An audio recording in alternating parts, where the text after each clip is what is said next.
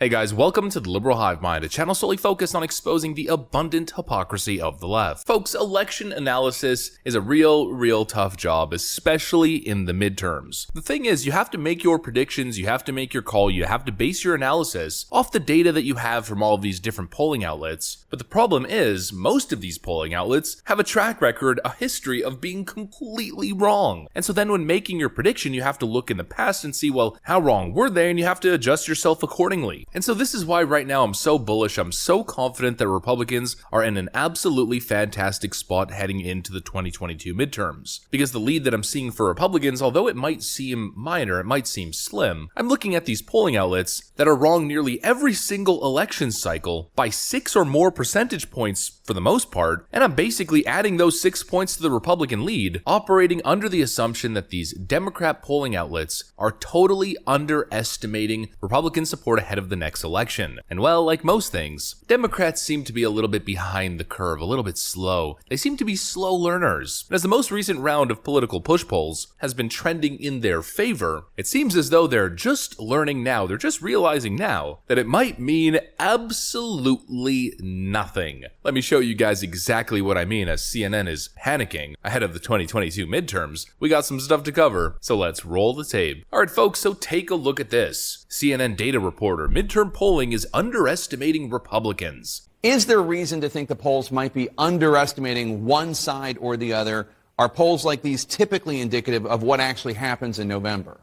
So if we were in fact to say, okay, we think it's underestimating one side, I would think it would be underestimating the Republicans. Here's why. Take a look at the July 27th House polling versus the November national vote in midterm cycles where there's a Democratic president. We'll go back since 1994, right? And what we see generally, we see some blue here, some Democratic leads in 2014, 1994, a tie back in 1998, Republicans +3. Then look at the November result. In each of these years, the Republicans outperformed their July polling in the November result, and the average shift from the July polling to the November result, an average shift of 6 points to Republicans. Why might that be? Take a look here. The shift in party identification margin, because remember, it's not all registered voters we're interested in, it's actual midterm voters. And if we look at every single election since 1978 with a Democratic president, there's been a shift in the party margin, party ID margin. More Republicans turn out on election day compared to what the actual registered voters are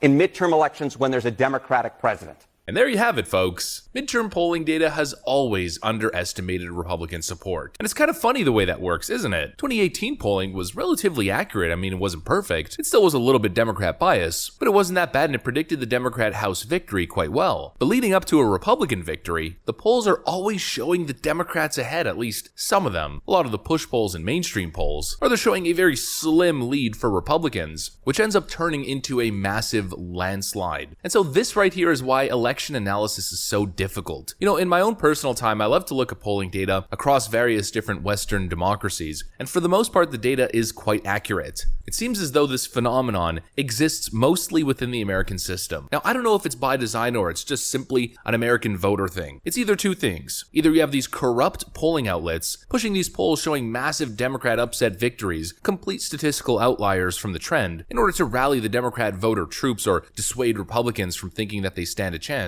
Or it's actually a voter phenomenon. Maybe Republican voters don't like answering honestly when they're receiving a phone call or participating in an online survey with some of these mainstream polling outlets. Or maybe it's the enthusiasm factor. Maybe the most important thing headed into an election, and especially in an American election or an American midterm election, is how motivated your base is to actually show up. We know Democrats talk a big game, especially all the young millennials, but the question is, but how much of it is just talk and how many of those people are going to actually show up to vote? And so while the latest batch of Democrat push polls are showing Democrats leading by 2 to 6 points, and the RCP average goes down 1.6 percentage points, down to an average Republican lead of 0.9 percentage points, maybe it just doesn't matter. Maybe all that really matters is high levels of enthusiasm. And this is where I think we're going to see the real difference. And it's on an issue by issue basis. Let's take the most recent major issue for the Democrats. Of course, the Supreme Court overturning of Roe v. Wade. Well, Democrats have been claiming that this is the nail in the coffin. This is exactly what they needed to turn this whole thing around. But once again, Democrats operate with the false assumption that everybody agrees with them. Their general self-righteous self-righteous arrogance that they're on the winning side of every single issue, and when anything doesn't go their way, that it's somehow going to benefit them because the overwhelming majority of the American public stands with them. Well, not exactly. Take a look at this. Washington Post and Scar School poll. Likely to vote. Pro-life Republicans, 74% plus 12 over pro-choice Democrats at 62%. 66% of pro-life Democrats say they are certain that they will vote in the midterm elections, possibly giving Republicans an advantage. So Democrats are claiming that they have this major issue that's motivating them to head to the polls. But when surveyed, only 62% of Democrats who are pro-choice responded that they were likely to vote, with 74% of pro-life Republicans answering in the same way, and 66%, a higher percentage of Republicans than we see with Democrats, say that they are certain to vote, claiming that they will vote 100%. And right here is the factor that people are not paying attention to. We've covered many times that Republicans are leading on every single major issue, whether it's inflation, the economy, the border, foreign policy, public security, all of the major issues that are currently driving people to the polls in 2022, Republicans are leading by double digits on every single issue. Well, if you have somebody who's either a Republican or an independent, who's feeling highly motivated on any one of those issues to get to the polls, to head to the polls, and vote in a new Congress, well, on every issue, and of course with the most important voting demographics, those people are going to vote overwhelmingly Republican. And so when we talk about American elections and predicting American elections, I think we're in a post-polling era. I think the polling data gives you an idea, gives you an image, but it's highly suspect. You know, I'm looking at some polls that are showing Democrats with plus 10 leads in states like Arizona and Georgia, and then another poll comes out showing Republicans are actually leading by a significant margin, and so it's highly unreliable. I mean, which one is it? Are Republicans leading significantly or are Democrats? I have one poll telling me one thing, another poll telling me the other thing. You take the average, and then you give Republicans the margin of error, you give them a little boost, because of course, historically, they're underestimated in the polling data. They have independence, they have all of the issues, and they have a huge likely voter enthusiasm gap. Well, I think that kind of analysis is probably going to get you somewhere closer to the truth than just blindly following the Democrat push polls to tell you Democrats are somehow all of a sudden in July turning this whole thing around after being down nearly 10 points in the Trafalgar, Rasmussen, and Emerson polls. Well, now in the span of less than 1 month, they've managed to turn the whole thing around, and now Democrats are suddenly leading. I'm just not buying it, and it comes to a deeper analysis, and especially when you do analysis over voting demographics. It just doesn't make any sense. How can Democrats be gaining leads if Democrats are losing everywhere with every important voting bloc? On the back of Jill Biden referring to Latinos as breakfast tacos, we just covered a poll recently which shows Biden's approval rating with Hispanics at 19%. That's the lowest of any voting group. Well, then how is it that in every poll that I see covering the state of Arizona, Democrat candidates are showing a lead? And how is it that the state of Arizona, in terms of generic congressional ballot data, is trending rightward, but then when you look at actual polling data for different races and different candidates, Democrats are winning? I mean, something doesn't make sense. Something's inconsistent here. And of course, it's not just Latinos. A report from Georgia was just released showing that Stacey Abrams is now underperforming with black voters, and Raphael Warnock and Herschel Walker are essentially tied in their race. Well, if black Democrats are struggling in Georgia, how is it then that the Democrats are going to carry the state of Georgia? Really, none of it makes sense. The only thing that seems logical is that Dr. Oz, or Mehmet Oz, is losing to John Fetterman because the guy's just a corporate Hollywood robot. I mean, he's got absolutely no charisma whatsoever, and he's terrible at campaigning. That doesn't seem to be very strong on the issues either. But then again, even there, even in the state of Pennsylvania, I'm still not buying it. How is it that Republicans have made massive leads in voter registration in the state, but somehow Democrats are just going to win, especially with voter enthusiasm the way that it is? I think the 2022 election isn't going to be an election based off data. I think it's going to be more based off feel and presidential approval rating. Democrats with Senator Joe Manchin are going to pass their $700 or $800 billion